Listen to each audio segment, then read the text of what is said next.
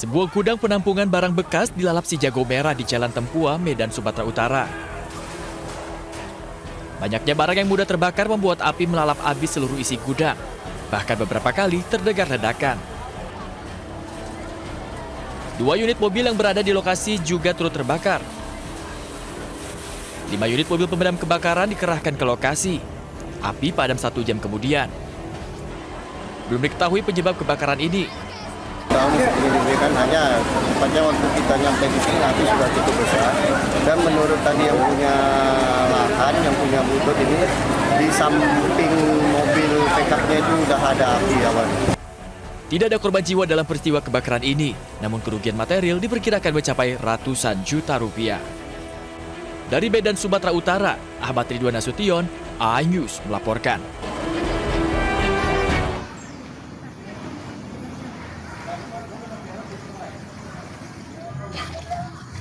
Banjir dengan ketinggian 50 cm hingga 1 meter masih merendam perumahan utama Kadujaya, Kecamatan Curug, Kabupaten Tangerang, Banten pada Selasa malam. Sementara sebagian warga memilih untuk bertahan di sebuah rumah kosong yang dijadikan tempat pengungsian sementara. Selain bantuan makanan siap saji dan obat-obatan, warga juga membutuhkan pakaian layak pakai akibat pakaian mereka yang terendam banjir. Selain bantuan makanan siap saji dan obat-obatan, warga juga membutuhkan pakaian layak pakai akibat pakaian mereka terendam banjir. Ya mungkin kalau untuk saat ini ya hanya makanan mungkin lah di situ. Selain makanan, apakah ada semacam kayak Pakaian ya. pakaian atau apa alat pembersih? Alat pembersih sebenarnya butuh, alat pembersih itu butuh. Meskipun terbilang surut jika dibandingkan pada Selasa pagi, warga masih harus beraktivitas menggunakan perahu karet akibat tingginya genangan air. Dari Kabupaten Tangerang, Banten, Aibarani, iNews melaporkan. Pemirsa, kita awali informasi iNews pagi dari banjir yang masih mengepung kawasan perempatan Outer Ring Road Puri Kembangan, Jakarta Barat hingga Selasa malam. Pengendara sepeda motor yang sulit melintasi banjir menyebabkan arus lalu lintas padat.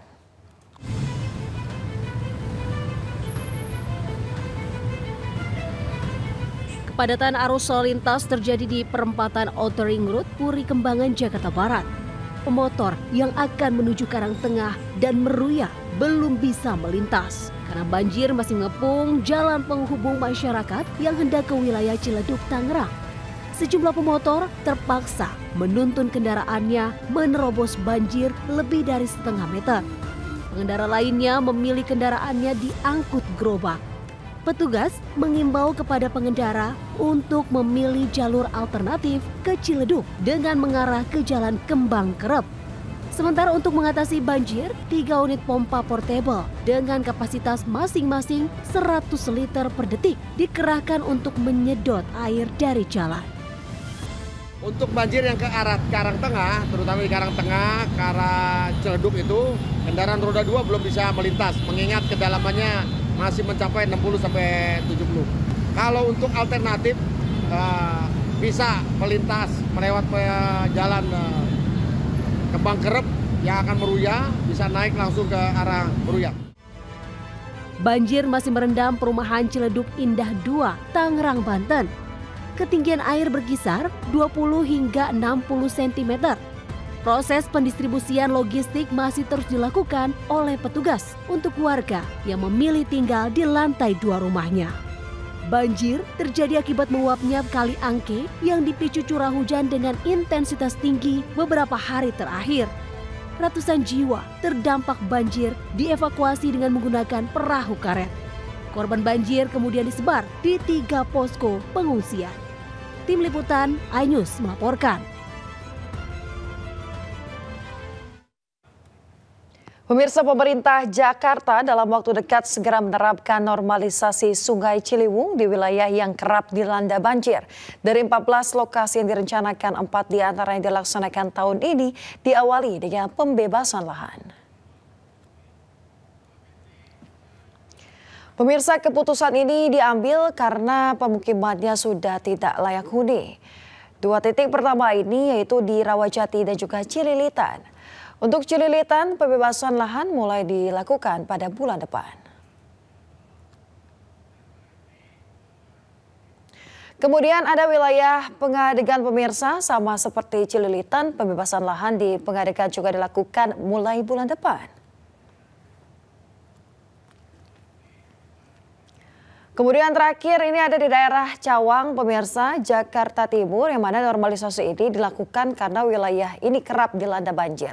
Selain itu, normalisasi sungai akan menambah kapasitas Sungai Ciliwung untuk menampung debit air terutama di musim hujan.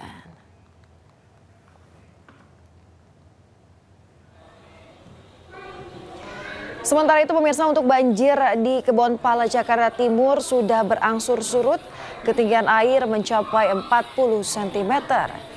Sekitar 135 kepala keluarga dari 5 RT dan juga 2 RW terdampak banjir akibat luapan Sungai Ciliwung dan juga hujan dengan intensitas tinggi. Kebonpala menjadi salah satu wilayah paling rawan banjir karena hanya berjarak 600 meter dari bibir Kali Ciliwung. Selain itu, warga juga telah menerima bantuan logistik dari Kementerian Sosial berupa pakaian dan juga bahan makanan. Adapun ketinggian air sudah berangsur menurun hingga 40 cm.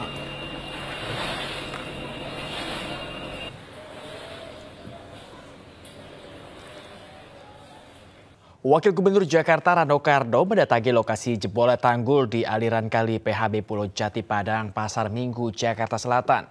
Rano pun memastikan akan secepatnya melakukan pembenahan.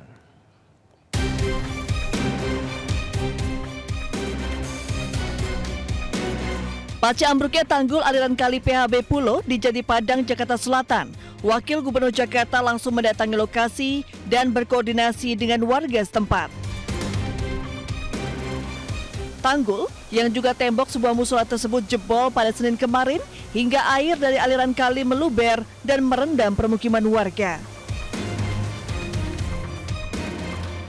Saat berada di lokasi, Rano Karno yang akrab disapa Bang Dul berjanji akan segera melakukan pembenahan.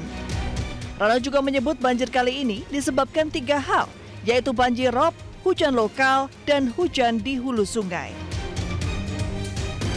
Makanya petugas kita hari ini akan kita perintahkan untuk segera membongkar dinding itu. Beberapa wilayah pasti berbeda-beda, gitu loh. Untuk antisipasi kedepannya gimana Bang Dul terkait adanya banjir selama seminggu? Yang secara general kita akan melakukan modifikasi cuaca. Ya, udah 2 hari ini kalau mungkin teman-teman nggak lihat bahwa kita kerjasama dengan Angkatan Udara, kita menebar garam di langit sebetulnya. Tapi memang karena awan ini kan itu kumpulannya besar, jadi kita hanya bisa membagi di beberapa wilayah. Cuaca ekstrim masih mengintai kota Jakarta. Warga di bantaran kali maupun kawasan langganan banjir diharapkan untuk tetap siaga menghadapi datangnya air. Dari Jakarta Selatan, Den Helmi Sajangbati, iNews melaporkan. Pemirsa, Gubernur Jakarta Pramono Anung merenungi banjir yang melanda di sejumlah wilayah Jakarta dan sekitarnya.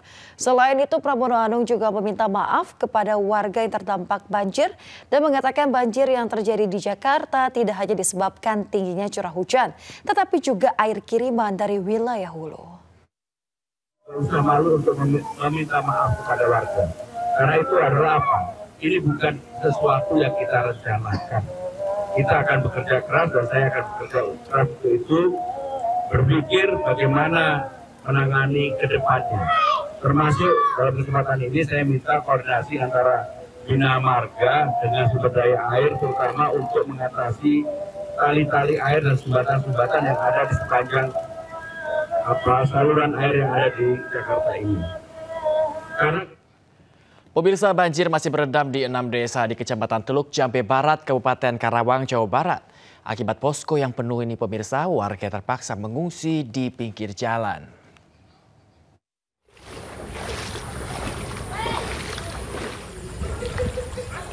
Banjir masih menggenangi 6 desa di Kecamatan Teluk Jambe Barat, Kabupaten Karawang, Jawa Barat. Banjir akibat luapan Sungai Citarum dan Sungai Cibeet ini membuat air menggenang hingga 2 meter. Meskipun genangan air terbilang cukup tinggi, namun sejumlah warga masih bertahan di rumahnya. Sebagian lainnya harus mengungsi di pinggir jalan akibat penuhnya posko. Bapak ini ngungsi di sini?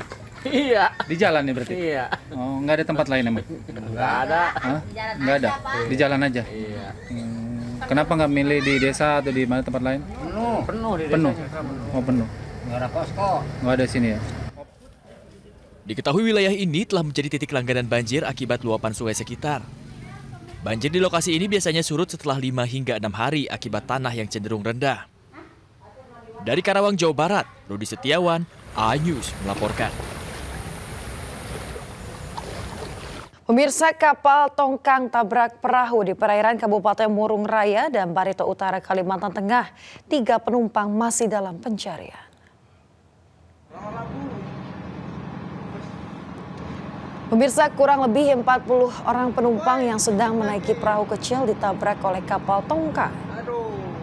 Tabrakan tersebut membuat orang-orang yang berada di perahu kecil nekat melompat dari perahu. Berdasarkan informasi sementara, total jumlah penumpang sebanyak 40 orang, 3 diantaranya masih belum ditemukan. Para penumpang perahu tersebut merupakan warga asal Murung Raya yang hendak pergi ke Puruk Cahu.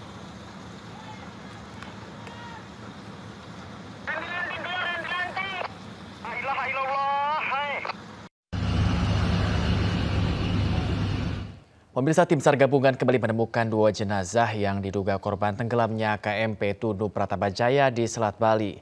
Kedua korban ditemukan di perairan Tanjung Sambulangan, Muncar, Banyuwangi, berjarak lebih dari 30 mil dari titik awal kejadian. Ya, izin pimpinan proses evakuasi. Tim SAR gabungan Basarnas Potensi beserta Polairut. Tim SAR gabungan kembali menemukan 2 jenazah yang diduga korban tenggelamnya KMP Tunu Pratamajaya di perairan Selat Bali. Jenazah pertama ditemukan nelayan sekitar pukul 1:24 waktu Indonesia Barat dengan korban berjenis kelamin laki-laki memakai kaos hitam lengan pendek dan celana pendek warna hitam. Sementara 1 jenazah lainnya berjenis kelamin laki-laki mengenakan baju lengan pendek dan celana pendek ditemukan pada pukul 5:30 waktu Indonesia Barat di lokasi yang sama. Kedua jenazah langsung dibawa ke kamar jenazah Rumah Sakit Umum Blambangan, Banyuwangi untuk identifikasi lebih lanjut. Bahwasanya kita menemukan semalam 1 yang diduga korban jiwa dari KMP Tunu yang tenggelam di hari Kamis kemarin. Kemudian dan hari ini kita menemukan juga 1. Kita langsung melaksanakan kegiatan evakuasi dimulai dari Bulungan, Kecamatan Muncar, Kabupaten Banyuwangi. Kemudian kita membawanya ke Pantai Bum dan diserahkan ke teman DVI untuk dilaksanakan identifikasi. Kondisinya seperti apa? Kondisinya pada saat ditemukan rata-rata berada di atas permukaan air dengan badan dan wajah ke bawah air. Hingga saat ini korban ditemukan sebanyak 40 orang, diantaranya 30 orang ditemukan selamat dan 10 orang ditemukan meninggal dunia. Sementara 25 orang lainnya masih dalam pencarian. Dari Banyuwangi, Jawa Timur, Eris Utomo, iNews melaporkan. Pemirsa, seorang pasien kritis dan dirujuk ke rumah sakit wilayah Kabupaten Sampang, Jawa Timur dengan perahu kecil. Pasien lansia ini terpaksa diangkut perahu nelayan akibat speedboat yang disediakan pemerintah tak beroperasi dengan alasan dana operasional untuk BBM telah habis terpakai.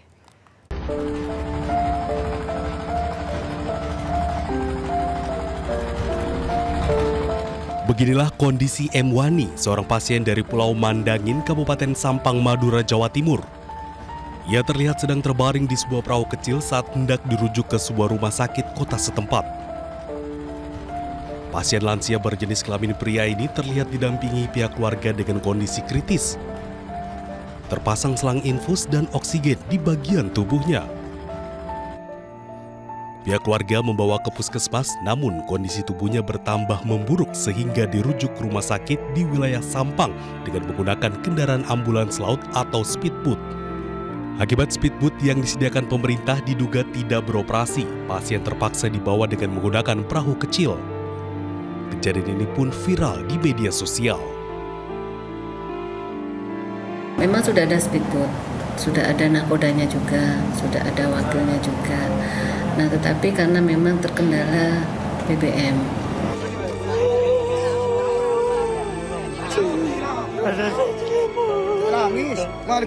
Setelah pasien berada di rumah sakit Sampang, kondisi sempat diketahui membaik. Namun, tak lama kemudian kondisi pasien dikabarkan kembali memburuk dan dinyatakan meninggal dunia di rumah sakit Sampang Minggu siang. Dari Sampang, Fatur Rahman, iNews melaporkan. Pemirsa, jelang kesepakatan gencatan senjata antara Hamas Israel, kedua pihak masih terlibat pertempuran sengit. Salah satu pertempuran paling mematikan terjadi di Gaza Utara, di mana 5 tentara Israel tewas dan 14 lainnya terluka.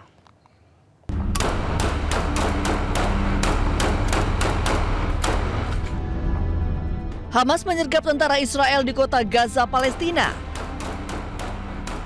Dalam operasi dengan sandi Batu Daud ini, para pejuang Hamas menyergap pasukan infanteri Israel dari jarak dekat. Penyergapan yang dilakukan terpisah oleh pejuang Hamas di timur kota Gaza ini juga menargetkan kendaraan lapis baja Israel. Tank Israel pun meledak terkena granat berpeluncur roket. Kalah dalam teknologi persenjataan, para pejuang Hamas melawan pasukan penjajahan Israel dengan taktik perang gerilya. Selain di kota Gaza, pertemuan sengit antara pejuang Hamas melawan Israel juga terjadi di Beit Hanun, Gaza Utara. Pemerintah Israel mengumumkan akibat pertempuran ini, 5 tentaranya tewas dan 14 lainnya terluka, termasuk 2 diantaranya dalam kondisi terluka parah. Militer Israel menambahkan para korban berasal dari batalion Netzah Yehuda. Pemirsa, pasukan Hamas melancarkan serangan menggunakan peluru mortir ke wilayah yang diduga tempat berkumpulnya pasukan Israel di daerah Ma'an, Khan Yunis.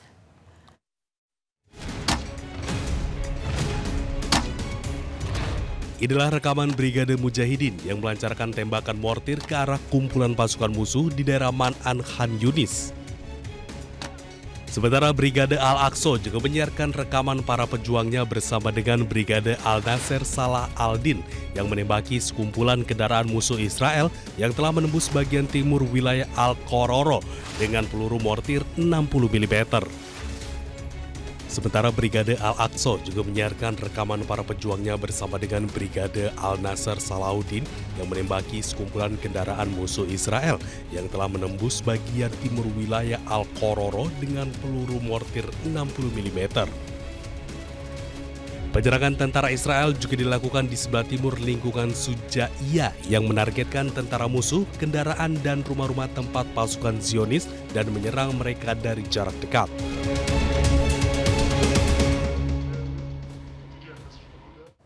Serangan udara Israel kembali menewaskan warga Gaza. Para warga dan petugas langsung menyelamatkan korban.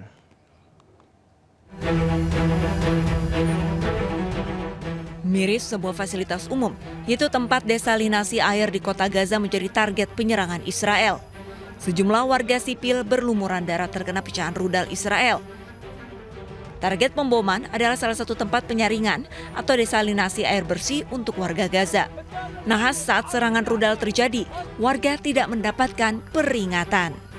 بعد امتار يعني قاعدين بنتسوق في هذا المكان وهذا مكان للميه من اجل الاطفال ومن اجل النساء على فجأة وبدون سابق انذار صاروخ اول صاروخ ثاني بالاطفال بالنساء باللي كانوا في الشوارع كلهم سقطوا شهداء جرحى. Dilaporkan dari media setempat, 3 warga Gaza meninggal dunia pasca serangan ini.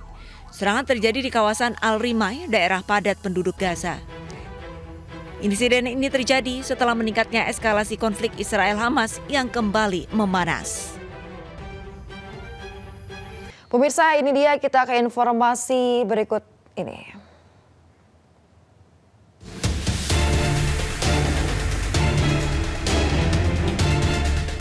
Kelompok kriminal bersenjata melakukan aksi penembakan terhadap rumah warga dan gereja di Kampung Pinapa, Papua Tengah pada hari Minggu lalu. KKB mengklaim tempat tersebut dijadikan sebagai pos militer oleh TNI dan Polri. Namun hal itu dibantah oleh Satgas Damai Kartens. Mereka mengklaim hal itu sebagai bentuk propaganda untuk membenarkan tindakan penyebaran teror mereka. Telah terjadi aksi pembakaran di Kabupaten Puncak, Papua Tengah pada hari Minggu, tanggal 6 Juli 2025 dan menyasar kepada 2 unit rumah milik Bapak Bupati Puncak, Elvis Tabuni, serta kantor distrik Omukia. Kami tegaskan bahwa fasilitas sipil yang dibakar oleh kelompok kriminal bersenjata, termasuk rumah dinas Bupati, kantor distrik, gereja, sekolah, dan puskesmas, tidak digunakan sebagai pos militer oleh TNI maupun Polri. Tuduhan tersebut adalah bentuk propaganda sistematis yang bertujuan menciptakan ketidakpercayaan publik dan memecah belah persatuan masyarakat. Selain rumah dinas Bupati Puncak dan kantor distrik, KKB juga membakar 4 bangunan lain di Kampung Pinapa, yakni 1 unit gereja, puskesmas, dan 1 unit bangunan sekolah. Tidak ada korban akibat pembakaran ini dan situasi di lokasi saat ini berangsur kondusif dan dikuasai oleh Satgas Damai Kartens. Dari Jayapura, Papua, Cornelia Mudumi, iNews melaporkan. Pemirsa, mobil pemadam kebakaran tabrak minibus, sepeda motor, dan juga kedai pengisian bensin di Kota Solok, Sumatera Barat. Akibatnya pemirsa 1 orang tewas dan 13 lainnya luka-luka. Ditolong, Thanos kecelakaan di Simpang 5 Layang.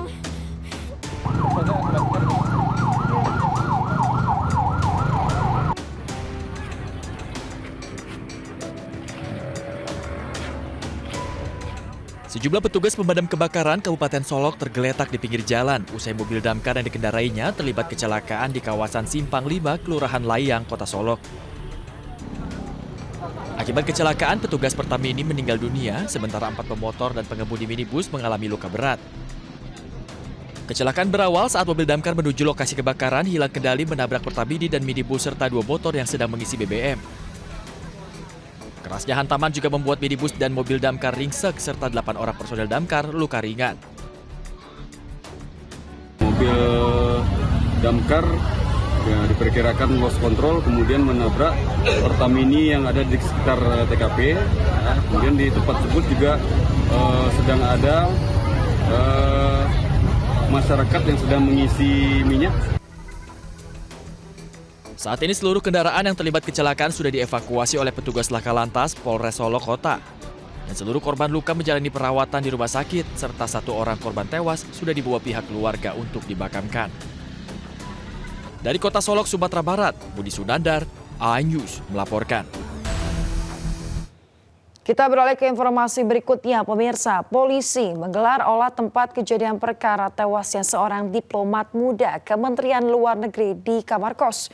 Polisi masih selidiki penyebab tewasnya korban. Pemirsa, olah TKP digelar petugas kepolisian dari Polres Metro Jakarta Pusat dan juga Polsek Menteng di rumah indekos Godia, Jalan Gondang Dia Kecil, Menteng, Jakarta Pusat pada Selasa sore. Polisi juga memeriksa sejumlah ruang lainnya di indekos, yakni halaman depan serta tempat sampah. Tujuannya adalah untuk mencari petunjuk tewasnya Arya Daru Panguyunan. Polisi juga memasang garis kuning agar lokasi kejadian tetap steril selama proses penyelidikan. Meski korban ditemukan tewas secara tidak wajar, polisi belum bisa memastikan penyebab tewasnya korban. Polisi memastikan tidak ada barang berharga korban yang hilang. Itu yang masih kita lakukan penyelidikan, wajahnya masih dilakukan, cuman perkembangannya nanti ya. Ada barang-barang yang hilang nggak Pak? Nggak ada. Nggak ada barang yang hilang. Jenis kelaminnya? Laki-laki. Kerjaannya apa Pak? PNS. Di? Ya belum tahu, masih kita dalam penyelidikan. Sebelumnya pemirsa, seorang diplomat ahli muda Direktorat Perlindungan Warga Negara Indonesia Kementerian Luar Negeri ditemukan tewas mengenaskan di sebuah kamar kos di kawasan Menteng, Jakarta Pusat Selasa pagi. Saat ditemukan, kepala dan wajah korban dipenuhi lilitan lakban.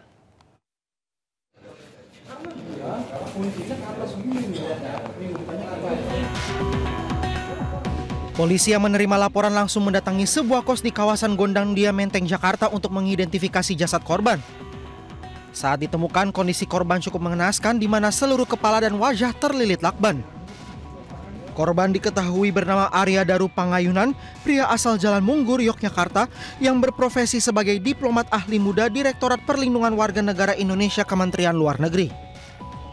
Kecurigaan tewasnya korban bermula dari istrinya yang kesulitan menghubungi ponsel korban sejak 2 hari lalu.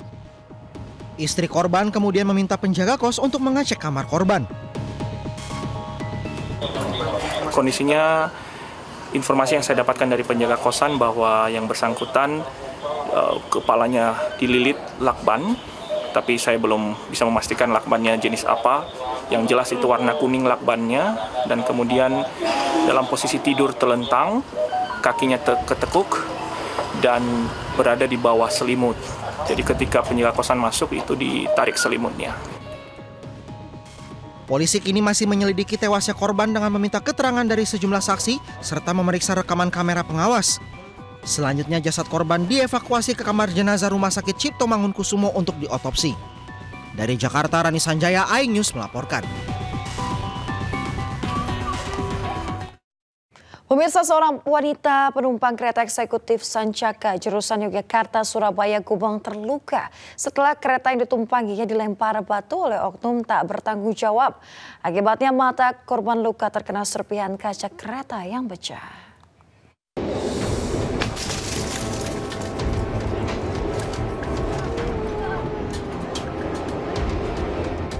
Viral di media sosial, seorang wanita menjadi korban aksi pelemparan batu ke kereta Sancaka eksekutif. Akibat kejadian ini, wajah dan leher wanita yang bernama Widya Anggraini alami luka. Bahkan mata korban terkena serpihan kaca yang pecah. Dalam insiden ini, ada penumpang lain yang juga terluka terkena pecahan kaca. Lewat keterangan di media sosial, pihak PT KAI menyatakan peristiwa terjadi saat kereta melintas di antara stasiun Klaten dan stasiun Srowot di Jawa Tengah. Setibanya di stasiun Solo Balapan, kedua penumpang diperiksa dan diobati oleh tim medis dan dibawa ke Rumah Sakit Triharsi. PT KAI juga sampaikan permohonan maaf dan tidak menoleransi segala bentuk vandalisme terhadap kereta api. PT KAI akan menyelidiki pelaku vandalisme dan pelaku bisa dikenakan sejumlah pasal dengan ancaman penjara paling lama 15 hingga 20 tahun.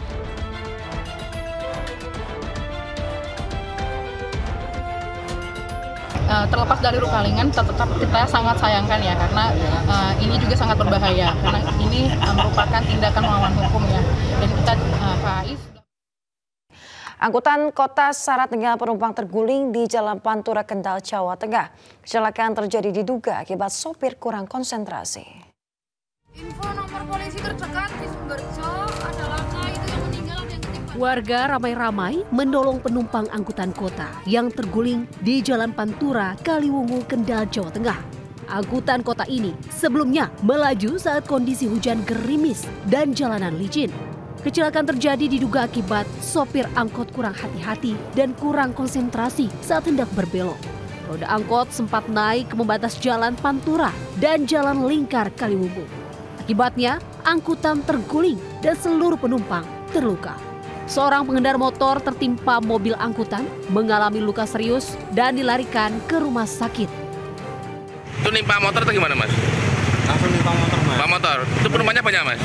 Ya korbannya mau loro tok, Mas, tapi aman kabeh. Penumpangnya banyak? Penumpangnya banyak. Banyak ya? Langsung aman langsung. Oke. Mas Intan, Mas Intan. Oh, Mas Joko. Polisi yang datang ke lokasi kejadian langsung memeriksa sopir angkot yang juga mengalami luka ringan. Kasusnya dalam penanganan Satlantas Polres Kendal. Di Kendal, Jawa Tengah, Edi Prayitno melaporkan. Pemirsa, seorang balita terjebak di dalam mobil usai ditinggal kakeknya mengambil air minum di Ciamis, Jawa Barat. Evakuasi balita berlangsung dramatis dalam kurun waktu setengah jam.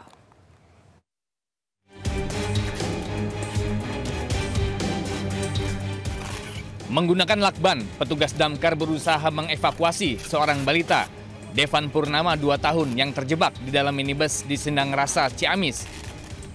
Korban masuk ke dalam kabin mobil saat sang kakek tengah memanaskan mesin. Tak sengaja sang cucu menekan tombol otomatis, sehingga mobil terkunci dari dalam dan membuat panik. Setelah 30 menit berusaha, korban pun bisa diselamatkan. Tim damkar menghimbau warga untuk lebih berhati-hati saat membawa anak kecil dalam kendaraan, terlebih saat melakukan perjalanan. Pastikan kunci kendaraan tidak tertinggal di dalam mobil saat akan meninggalkan kendaraan. Dari Ciamis, Jawa Barat, Acep Muslim, iNews melaporkan. Pemirsa, sejumlah warga dua desa di Kabupaten Cirebon, Jawa Barat menggelar aksi protes jalan rusak penghubung antara dua kecamatan. Warga menutup akses jalan menggunakan pagar bambu serta tanam pohon pisang di tengah jalan. Pak Dede, tolong lihat Pak Dede. Pecatin aja kepala desa Japura Lor, Japura Kidul, Pak Dede. Inilah video aksi protes jalan rusak dan berlumpur penghubung antara dua kecamatan di Kabupaten Cirebon, Jawa Barat. Jalan poros kabupaten menghubungkan antar kecamatan Astana Japura dengan kecamatan Pangenan Pitu kini menjadi simbol kelumpuhan infrastruktur yang nyaris dibiarkan 2 dekade tanpa perhatian serius dari pemerintah. Warga sudah kehilangan sabaran menutup akses jalan dengan bambu, bahkan melakukan aksi mandi lumpur di kubangan jalan berlumpur yang licin membahayakan bagi pengendara motor. Warga berharap tindakan nyata pemerintah daerah memperbaiki jalan. Banyak, kurang lebih 9 orang lah. Kebanyakan yang jatuh orang ke pasar, orang mau ke musola. Biasanya kejadian itu pagi habis subuh. Pada jatuh tuh karena jalannya licin. Rusak parah.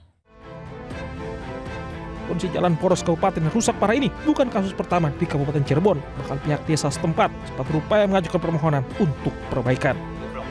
Dari Cirebon, Jawa Barat, Toyo Iskandar, iNews melaporkan.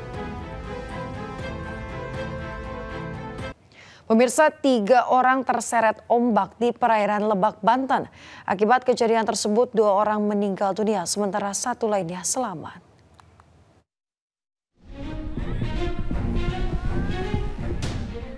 Tim SAR evakuasi korban yang terseret ombak di pesisir pantai Karangseke, Kabupaten Lebak, Banten.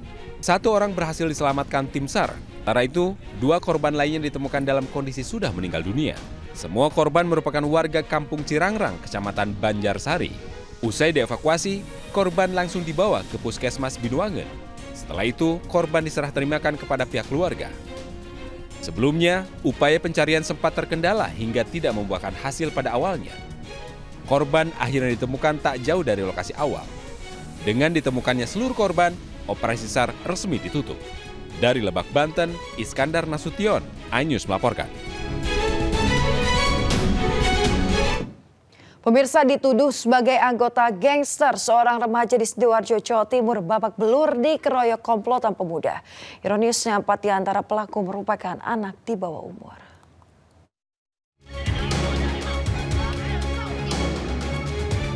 Pengeroyokan terhadap remaja terjadi di kawasan Candi Sidoarjo, Jawa Timur. Korban dikeroyok hingga tidak sadarkan diri setelah diteriaki sebagai anggota gangster. Akibatnya korban mengalami luka parah hingga harus menjalani perawatan di rumah sakit. Dari hasil penyelidikan polisi, korban ternyata bukan anggota gangster, melainkan hanya seorang pemuda yang kebetulan melintas di lokasi kejadian. Sementara kelompok pelakulah yang terbukti sebagai anggota gangster. Dalam kasus ini polisi menangkap 7 orang pelaku di mana 4 diantaranya merupakan anak di bawah umur. Modusnya pelaku sakit hati karena korban berusaha membubarkan aksi balap liar yang sedang dilakukan oleh pelaku. Salah satu pelaku yang ada di belakang ini meneriaki, "Wih, itu gangster. Karena tahu di situ lagi ada balap liar, lagi rame-rame, ada warga juga di sekitar banyak.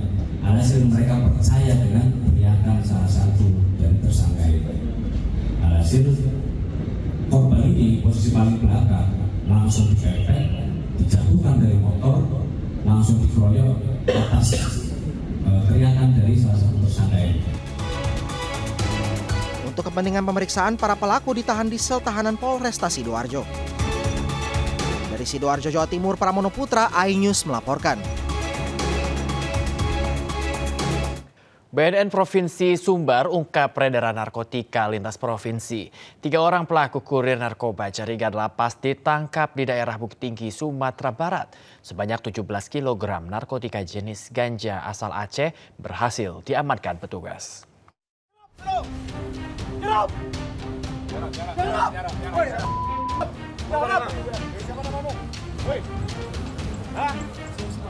Petugas BNNP Sumbar melakukan pengepungan terhadap sebuah mobil di kawasan Bukit Tinggi, Sumatera Barat setelah dilakukan pengintaian dari perbatasan Sumatera Barat dan Sumatera Utara. 3 orang pelaku yang berada di dalam mobil, diantaranya 2 laki-laki dan 1 orang perempuan, diduga merupakan kurir narkoba. Mereka berhasil ditangkap bersama 17 paket besar narkotika jenis ganja kering seberat 17 kg. Ketiga pelaku mengaku merupakan kurir narkoba jaringan lapas yang diperintah oleh seorang napi di lapas Sawah Lunto yang saat ini tengah dikembangkan. Sekarang ada modus baru, mereka berpindah-pindah. Dari penyambungan mereka naik motor dengan model pos itu kiri kanan, kemudian ditransit di suatu tempat, dibawa ke kendaraan. Itu modus mengelabui petugas. Ketika kita dapat informasi yang membawa itu adalah pakai motor, ternyata begitu di lapangan mereka bawa kendaraan.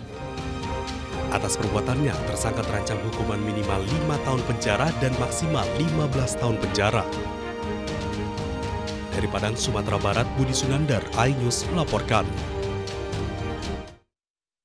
Pemirsa, ada kembali di News Pagi. Pemirsa, massa yang tergabung dalam relawan alumni Universitas Gadjah Mada atau Relagama bergerak menggelar aksi unjuk rasa di Boulevard kampus setempat.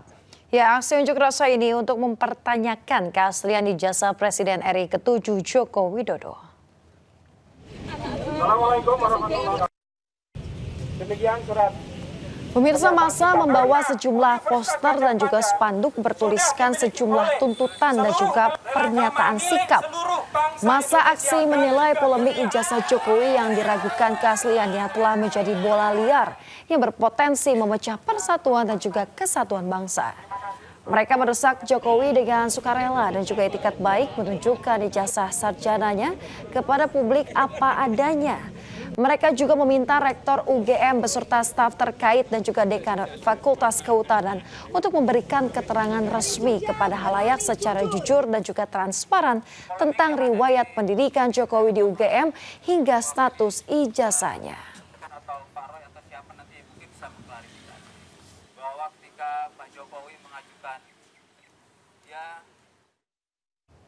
Pemirsa, Roy Suryo, terlapor sekaligus pakar telematika, mengaku menolak menjawab puluhan pertanyaan penyidik Polda Metro Jaya saat menghadiri pemeriksaan kedua terkait tuduhan ijazah palsu Presiden ke-7 RI Joko Widodo. Dan berikut keterangannya dalam dialog bersama rekan Davi Pratama. Kayaknya ada banyak banget tadi, 85 pertanyaan, ya, tetapi kalau yang bermutu cuma sedikit ya saya jawab aja yang mutu. Ya, banyak pertanyaan yang tidak Anda jawab ya? Iya, dan itu diamini oleh penyidik. Karena penyelidik tadi juga banyak juga bertanya soal ITE itu sebenarnya bagaimana.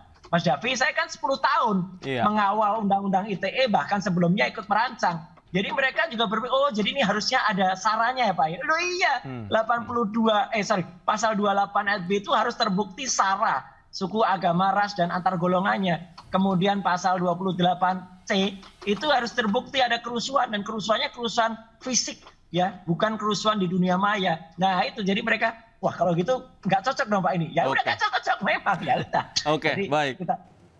Barreskrim Polri akan melakukan gelar ijazah Jokowi pada 9 Juli 2025. Gelar perkara tersebut seharusnya dilakukan 30 Juni 2025 yang lalu.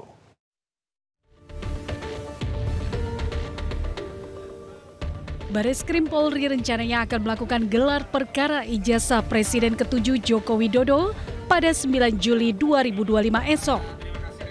Sebelumnya Barreskrim menjadwalkan gelar perkara pada 30 Juni 2025. Namun atas permintaan TPUA, gelar perkara ditunda lantaran masih menunggu kejelasan pihak-pihak yang dilibatkan dalam proses tersebut. Sebelumnya Egy Sujana diperiksa Polda Metro Jaya. Egy mengatakan persoalan ijazah Jokowi merupakan perkara sederhana dan meminta Jokowi untuk segera menunjukkan ijazah aslinya kepada publik. Poin pentingnya ada 3 dari saya. Yang pertama, mesti mengerti substansi hukum, di samping muatan filosofis, hukum itu punya logika. Jadi kalau logika nggak dipakai, berarti hukumnya nggak jalan.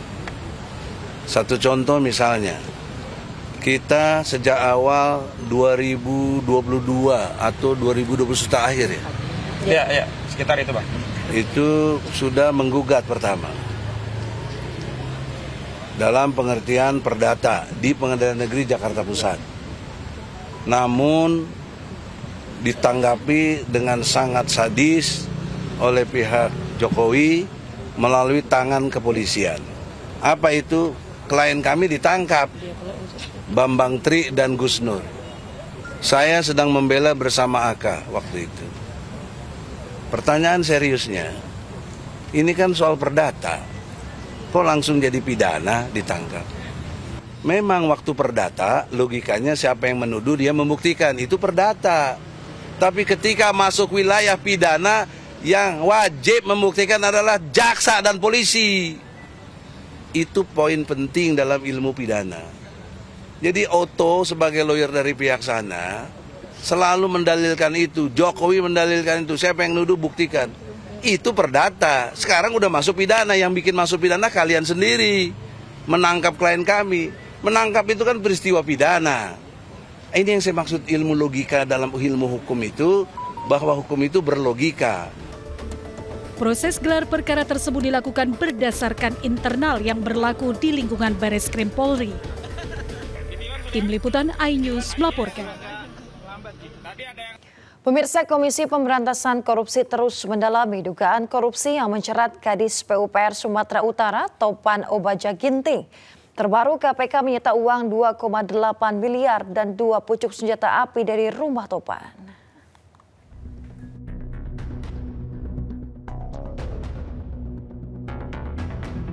Komisi Pemberantasan Korupsi terus mendalami kasus dugaan korupsi yang menjerat orang dekat Bobi Topan Obaja Ginting. Terbaru, KPK menggeledah rumah Topan yang merupakan Kadis PU Sumatera Utara. Dari rumah Topan, KPK menyita uang senilai 2,8 miliar dan 2 pucuk senjata api. Sejumlah uang senilai sekitar 2,8 miliar. Tim juga mengamankan 2 senjata api yang tentu nanti juga akan dikoordinasikan oleh KPK dengan pihak kepolisian. Sebelumnya, Komisi Pemberantasan Korupsi (KPK) melakukan operasi tangkap tangan di Mandailing, Natal, Sumatera Utara 27 Juni lalu. OTT ini terkait dengan korupsi proyek pembangunan jalan di Dinas Pekerjaan Umum dan Tata Ruang PUPR dan preservasi jalan di Satuan Kerja Pelaksanaan Jalan Nasional Wilayah 1 Sumatera Utara. Dari 6 orang yang ditangkap, 5 orang ditetapkan sebagai tersangka.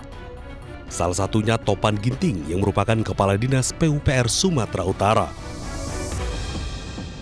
Mantan penyidik KPK Praswat Nugraha menilai OTT yang menjerat Kadis PUPR Sumatera Utara Topan Obaja Ginting yang merupakan anak buah Bobi Nasution sejauh ini tidak diintervensi oleh pihak manapun.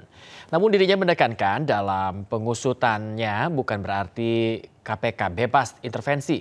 Lantaran intervensi kepada KPK pernah terjadi dalam kasus Harun Masiku. Pertanyaannya apakah KPK bisa diintervensi? Bisa. Kenapa? Soal OTT sekalipun? Soal OTT sekalipun bisa. Tadi katanya nggak bisa. Fakta sejarah menyatakan Harun Masiku bisa. Oke. Ada contoh. Jadi kalau kita ngomongin 1 + 1 sama dengan 2 belum tentu. Iya. Tapi sedikit, kecil sekali presentasinya. Karena operasi tangkap tangan aja yang saya ingat yang coba diintersep itu misalnya Harun Masiku atau ada Bupati Buol dulu ya sampai kita dilemparin, ditimpuk segala macam, nggak coba ditabrak dan lain-lain. Jadi ada challenge tentu saja, ada perlawanan dari calon tersangka, mungkin dari calon saksi di daerah, ada perlawanan, ada ancaman pembunuhan dan lain-lain lah ke kita. Tapi kalau misalnya mengintervensi secara struktural melalui lembaga itu ya Harun Masiku gitu loh. Yang lain enggak. Nah, kalau misalnya kemudian hari ini, alhamdulillahnya Pak Said belum ada nih teman-teman saya, karena saya diskusi dulu nih sebelum saya kesini pun saya diskusi, jadi ke teman-teman internal KPK bahwa ini kan bawa amunisi lah gitu loh. Kalau misalnya ketemu tokoh-tokoh besar ini kan harus juga berisi otaknya gitu loh. Gak mungkin saya akan ngomong cuma jargon-jargon saja karena saya bukan politisi. Nah, jadi apakah ada intervensi? Alhamdulillah sampai hari ini belum ada nih Pak Said. Untuk Jadi, OTT? Untuk OTT yang Sumut. Yang Sumut, oke. Belum ada. Taunya dari mana? Anda diskusi? Ya langsung lah sampai. Kan juga ditanya, Iman, ini penyidik 20 tahun gitu loh. Supaya jelas. Berarti clear belum ada intervensi itu. Kita pikirkan dulu, OTT-nya tidak ada intervensi. Bahwa pengembangannya belum tentu. Oke. Pemirsa, Menko Bidang Hukum, HAM, Imigrasi dan Pemasyarakatan Yusril Iza Mahendra menyebut Wakil Presiden Gibran Rakabuming Raka akan mendapat tugas khusus dari Presiden Prabowo Subianto. Tugas tersebut untuk menangani sejumlah permasalahan Papua.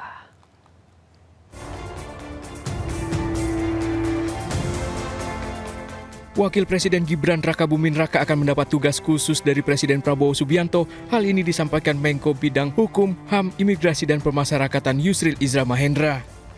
Menurut Yusril, Wapres Gibran akan secara khusus mendapat tugas menangani sejumlah persoalan di Papua. Yusril mengatakan Gibran nantinya tidak hanya bertugas mengurus pembangunan fisik di Papua, melainkan juga mengurus permasalahan HAM. Ya, saya kira ini pertama kali Presiden akan memberikan penugasan kepada Wakil Presiden untuk penanganan masalah Papua ini. Karena memang sampai hari ini belum ada penugasan khusus dari Presiden, dan biasanya itu dengan Kepres. Kalau Pak Kiai Ma'ruf dahulu diberi tugas untuk pengembangan ekonomi syariah oleh Pak Jokowi, dan sekarang ini akan diberikan penugasan, bahkan mungkin ada juga kantornya Wakil Presiden untuk bekerja dari Papua menangani masalah ini. Dalam kesempatan yang sama, Yusril juga turut menyinggung keputusan Prabowo menunjuk Menteri HAM Natalius Pigai.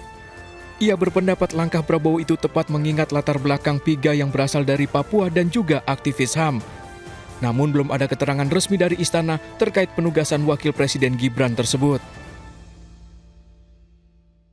Pemirsa, Forum Kepala Sekolah Menengah Atas Swasta Jabar desak Gubernur Jawa Barat Deddy Mulyadi untuk mencabut aturan terkait rombongan belajar.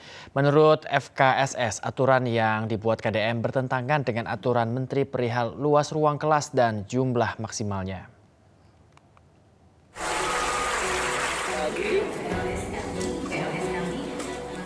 Gubernur Jawa Barat Deddy Mulyadi mengeluarkan keputusan Gubernur Provinsi Jawa Barat tentang petunjuk teknis pencegahan anak putus sekolah jenjang pendidikan menengah di Provinsi Jawa Barat.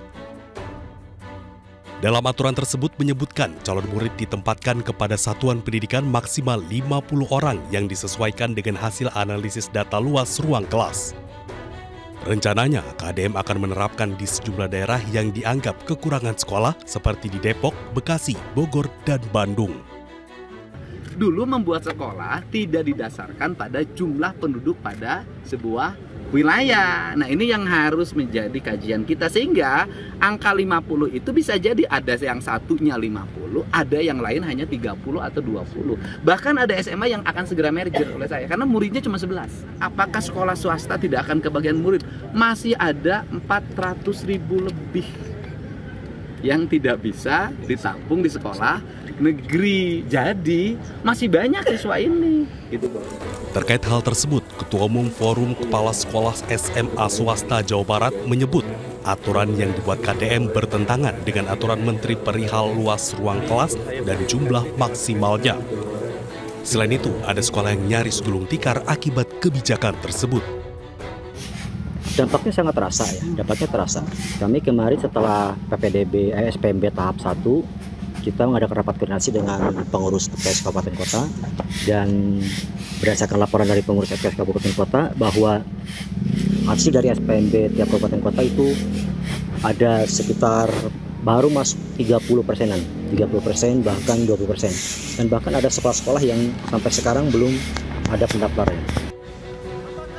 Sementara itu, FKSS mengancam akan menggugat ke Pengadilan Tata Usaha Negara atau PT-UN jika KDM masih melanjutkan keputusan gubernur terkait rombongan belajar.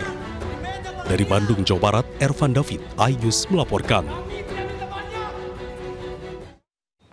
Pemirsa, Kota Solo menjadi lokasi pertama dilaksanakannya audisi Indonesian Idol Season ke-14. Audisi yang digelar di kampus Universitas 11 Maret ini mendapat respons positif dari para peserta yang mengikuti seleksi dalam ajang bergengsi di dunia tarik suara.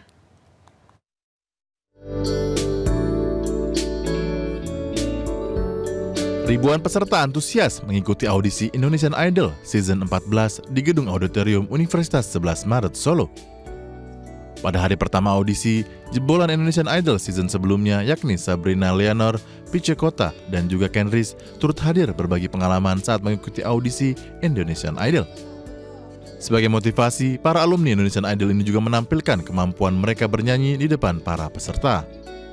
Yang diharapkan tentunya kita bisa menemukan banyak sekali talenta-talenta Indonesia, anak-anak muda Solo ataupun yang ada di sekitar kota Solo atau kota-kota sekitar Solo yang bisa menuju ke Jakarta tentunya. Bisa bertemu langsung dengan juri atau bahkan bisa menjadi idola Indonesia. Sementara pada hari kedua audisi, para peserta mendapatkan motivasi untuk menggapai mimpinya di Indonesian Idol dari alumni Idol Season 12 Roni Parulian. Penyanyi muda asal Medan ini memotivasi para peserta untuk semangat dalam mengikuti tahapan demi tahapan dalam Indonesian Idol Season 14 ini. Pastinya berdoa, yang paling penting itu berdoa. Teman-teman harus latihan, semangat, siapin mental, siapin segala hal yang menjadi peluru buat kalian, dan ya bersyukur aja apapun hasilnya. Indonesian Idol itu salah satu jalan ninjaku buat sampai ke salah satu BPU. Dan di Idol juga ini salah satu pintu yang terbesar buat aku. Audisi Indonesian Idol Season 14 akan dibuka di 12 kota besar lainnya. Dan kota Palembang menjadi kota digelarnya audisi Indonesian Idol setelah kota Solo. Dari Solo, Jawa Tengah, Halim Makfur, iNews melaporkan. Pemirsa, berbagai upaya terus dilakukan untuk membuat produk tembakau bebas asap berbasis sains dan juga teknologi. Hal tersebut dilakukan untuk masa depan sehat dan berkelanjutan.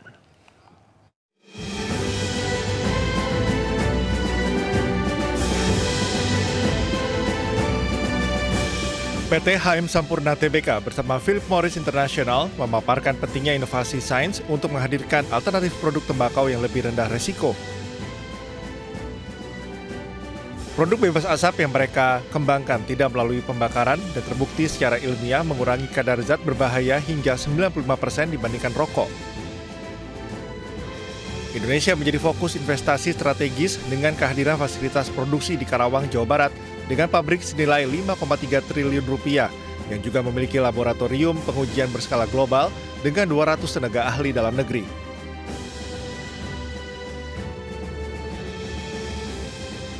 Sampurna juga mengembangkan portofolio produk seperti IQOS, Bonds, VIV, dan ZYN untuk memenuhi preferensi konsumen dewasa.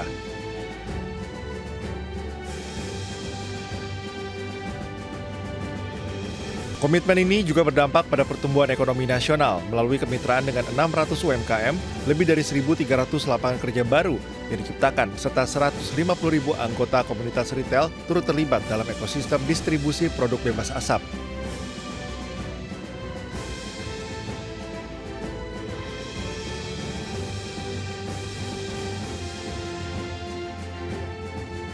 Philip Morris Indonesia sendiri telah menginvestasikan lebih dari 14 miliar dolar Amerika sejak 2008 untuk pengembangan dan pemasaran produk bebas asap, dan hingga 2025 telah digunakan oleh lebih dari 38 juta konsumen dewasa di seluruh dunia.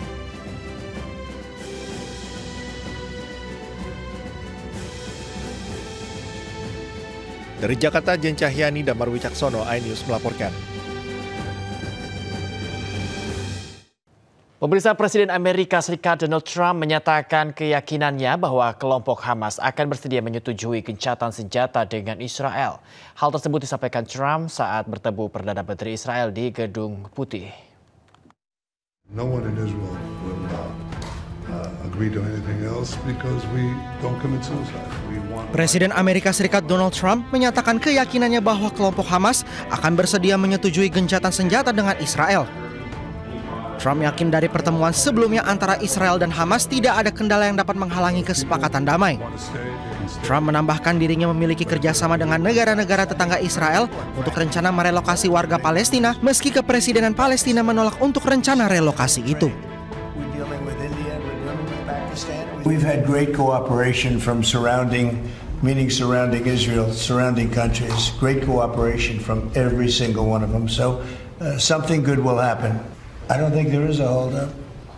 I don't think there's a holdup. I think things are going along very well. They just, left each other, and it was not a pleasant period of a few days. It was a little longer than a few days, but this was not a pleasant period of time. Sementara itu, Perdana Menteri Israel Benjamin Netanyahu mengatakan Israel akan selalu mempertahankan kendali keamanan di jalur Gaza.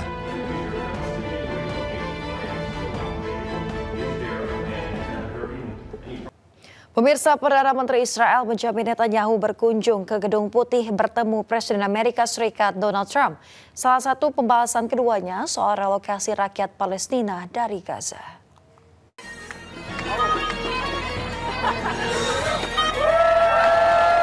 Masa pro-Palestina melempari gambar Perdana Menteri Israel Benjamin Netanyahu. Masa anti-Zionisme Israel ini juga menendang dan memukuli wajah Netanyahu dengan sepatu atau sendal mereka.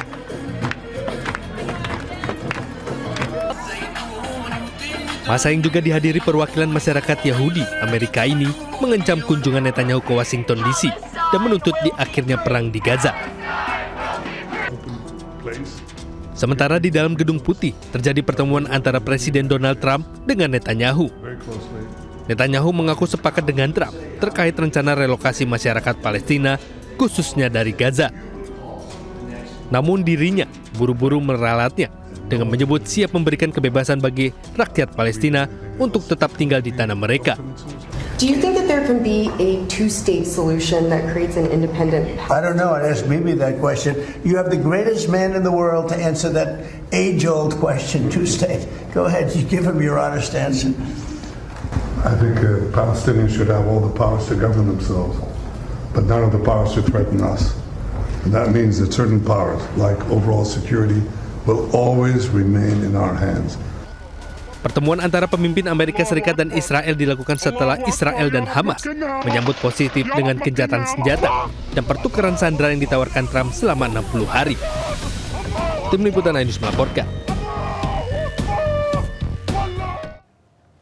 Sebelumnya perundingan pertama gencatan senjata antara Hamas dan Israel buntu, pemirsa. Pihak Israel tidak memenuhi mandat yang cukup untuk mencapai kesepakatan dengan Hamas.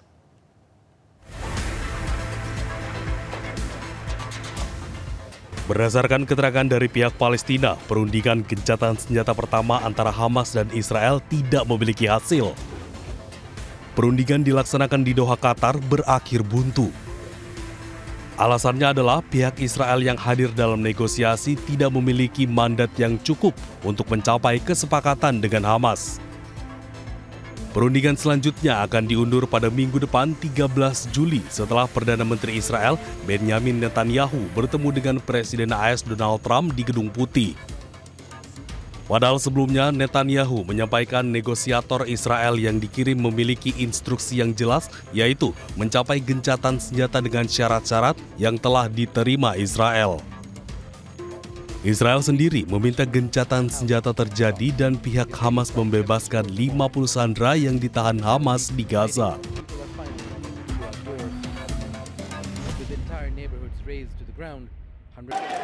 Pemirsa, usai hadiri KTT BRICS 2025 di Rio de Janeiro, Brazil, Presiden Prabowo Subianto melanjutkan kunjungannya ke Brasilia.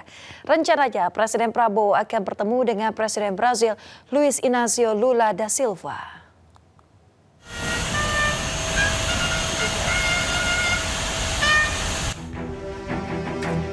Presiden Prabowo Subianto berangkat ke ibu kota Brazil, Brasilia, melalui Airbase Galeão, Rio de Janeiro. Rencananya Presiden Prabowo akan bertemu dengan Presiden Brazil, Luiz Inácio Lula da Silva, di Istana Kepresidenan Brazil. Kunjungan ini merupakan bagian dari upaya mempererat hubungan strategis antara Indonesia dan Brazil.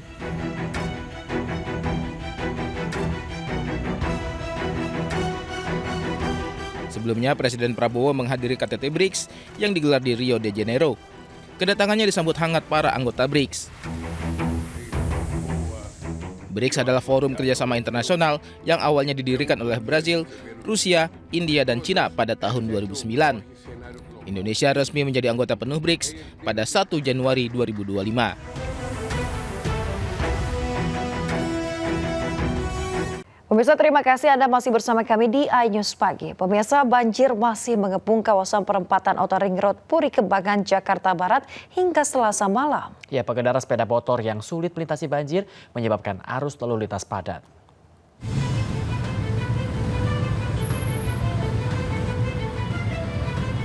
Kepadatan arus lalu lintas terjadi di perempatan Outer Ring Road Puri Kembangan, Jakarta Barat.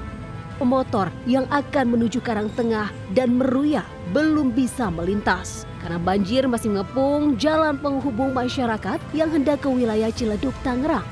Sejumlah pemotor terpaksa menuntun kendaraannya menerobos banjir lebih dari setengah meter.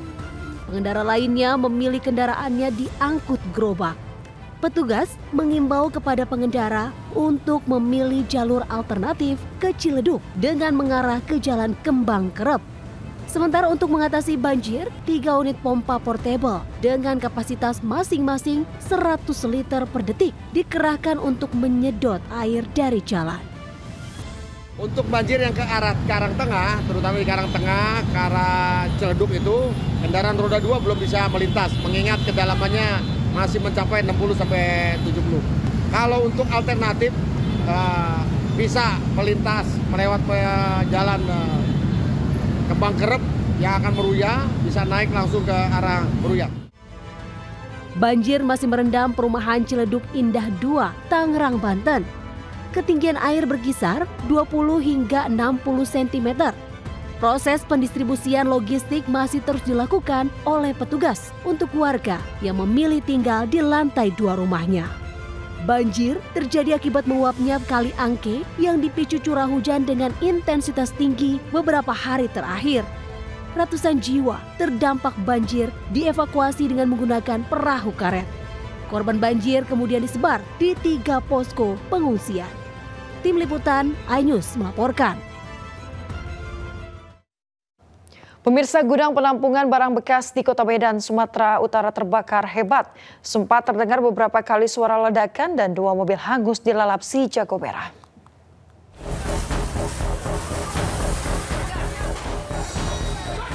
Sebuah gudang penampungan barang bekas dilalap si jago merah di Jalan Tempua, Medan, Sumatera Utara.